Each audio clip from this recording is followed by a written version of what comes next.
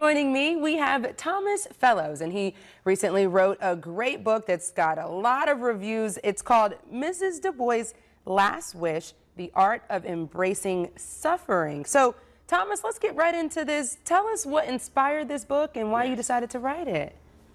What inspired this book was a little-known character in To Kill a Mockingbird named Mrs. Dubose, who suffers on purpose to rid herself of a morphine addiction.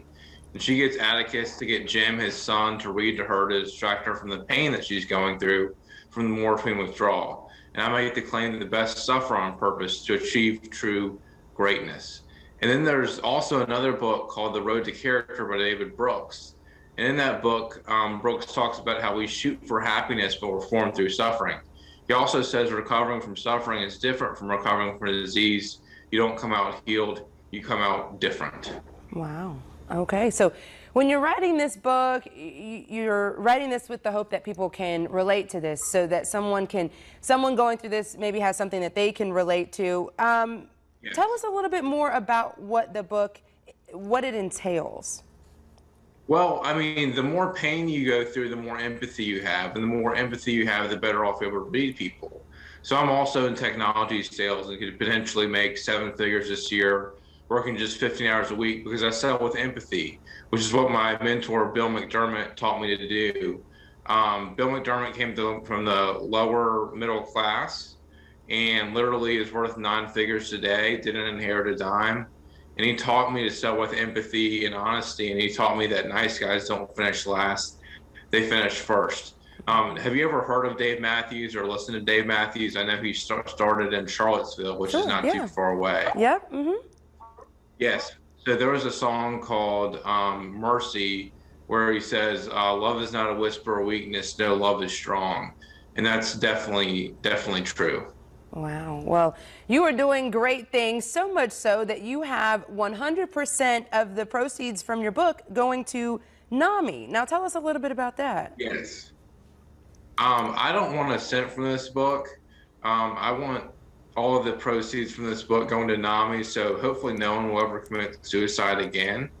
I got this idea from a John Grisham book called The Rainmaker.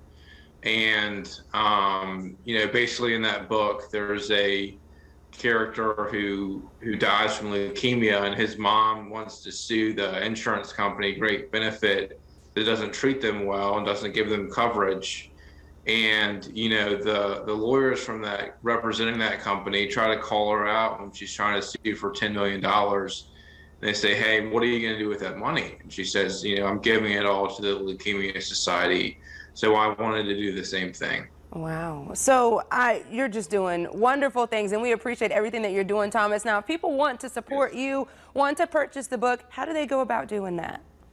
Yes, Barnes & Noble and also Amazon. And shout out to Billy Peebles, who lives in Richmond, who's been a mentor of mine the last 4 or 5 years. Wow. And yeah. So you're on the road here, you're writing books. What else can we expect from you, Thomas? Do you have more books that you're thinking about writing? Yes, so I just published my 9th book. And also working on some education reform. I found a little known correlation between, SAT scores and worker readiness that's never been studied before.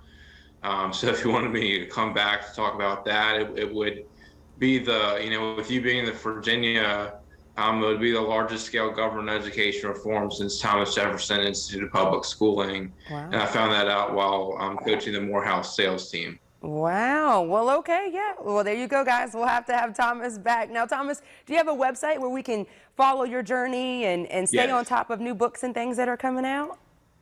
Yes. phfellows.com. And by the way, I use history, literature, music, and spirituality in this book. And, Dave Matthews is in this book, T.I. and Rihanna, John Mayer, the movie Rocky. So it's really fun, hopefully really fun to read. Yeah.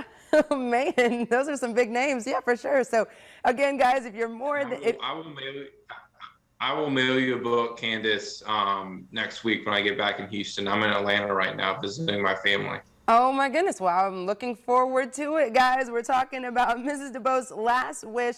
The Art of Embracing Suffering. And I'm about to get a copy. You should be jealous, but you can get yours too. Yes. Head over to a Barnes & Noble and pick one up. Thomas Fellows, thank you so much for joining us. Thank you. We'll have more to talk about Appreciate town it. today. See you later. After the break.